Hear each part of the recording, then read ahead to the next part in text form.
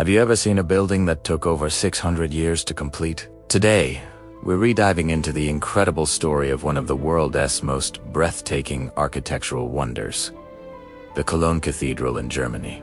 This isn't just a church, it's a testament to faith, ambition, and centuries of human history. Let's travel back to the year 1248. The city of Cologne was a major European hub, and its archbishop had a grand vision.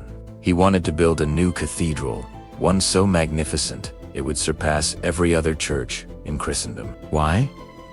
Because Cologne had just acquired the relics of the three magi, the wise men who visited Jesus after his birth. These relics were incredibly important, and they needed a home worthy of their status. The archbishop wanted to create a pilgrimage destination that would draw people from all over the world.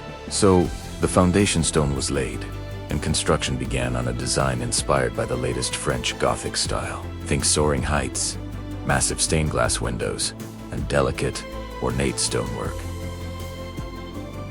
The plan was incredibly ambitious. The eastern end of the church, the choir, was completed relatively quickly, by around 1322. It was consecrated and already stood as a marvel of medieval engineering. Imagine the awe of the people who saw it then, with its towering vaulted ceilings and light streaming through vibrant colored glass. But then, things started to slow down. A lot.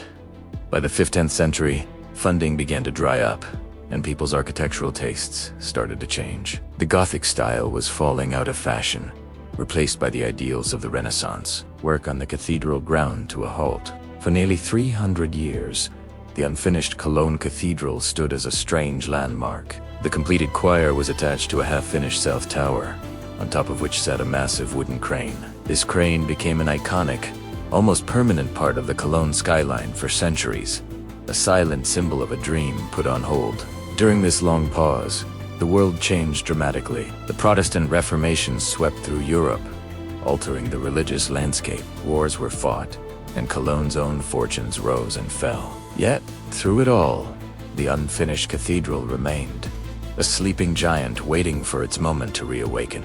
That moment finally came in the 19th century. A wave of romanticism and nationalism was sweeping across Germany. People began to rediscover and celebrate their medieval past. The Gothic style was no longer seen as old-fashioned, but as a powerful symbol of German culture and ingenuity. In 1814, a stroke of luck occurred. The original medieval blueprints for the cathedral's facade, long thought to be lost, were rediscovered.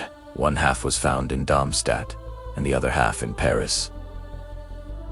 Suddenly, the original grand vision was clear again. This discovery ignited a nationwide movement. King Frederick, William IV of Prussia, a major supporter of the project, laid a new foundation stone in 1842, ceremoniously restarting the construction. It wasn't just a local project anymore. It became a symbol of German national unity. People from all over the German-speaking lands contributed money to see the cathedral finished. This was a project for the people, by the people, using modern 19th century construction techniques, but staying true to the original medieval plans. The work progressed at a speed that would have been unimaginable in the Middle Ages.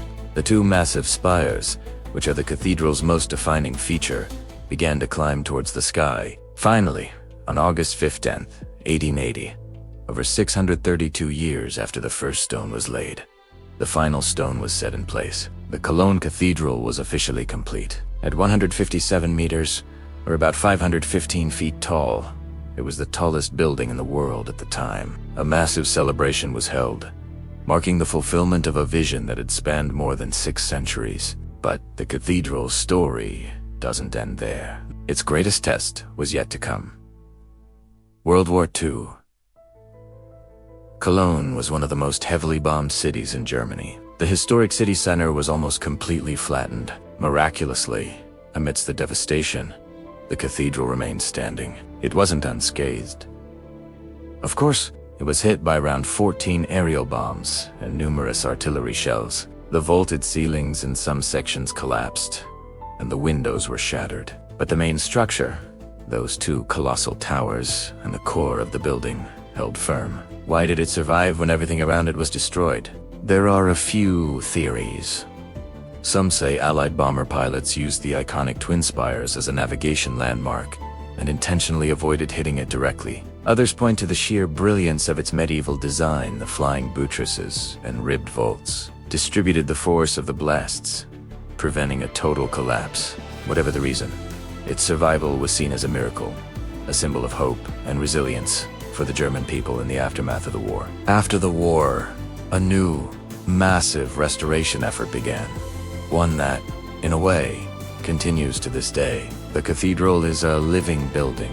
The sandstone it's made from is susceptible to weathering and pollution, so there are always stonemasons and restorers at work, carefully replacing damaged stones and cleaning the facade.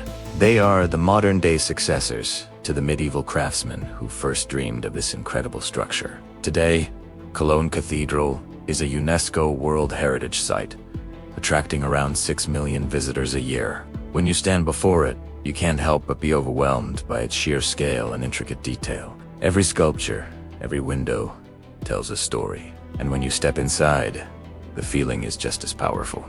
The light filtering through the stained glass, especially the modern window designed by artist Gerhard Richter, creates an atmosphere that is both ancient and timeless. From a medieval dream of a home for relics, to a symbol of national unity, a survivor of war, and a modern-day tourist magnet.